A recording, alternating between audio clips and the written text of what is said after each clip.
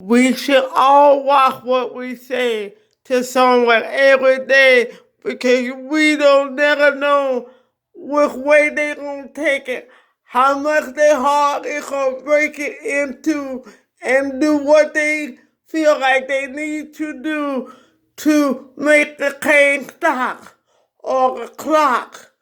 So we must stop and think before we open our mouth, because it could go south. Just listen to what I just said.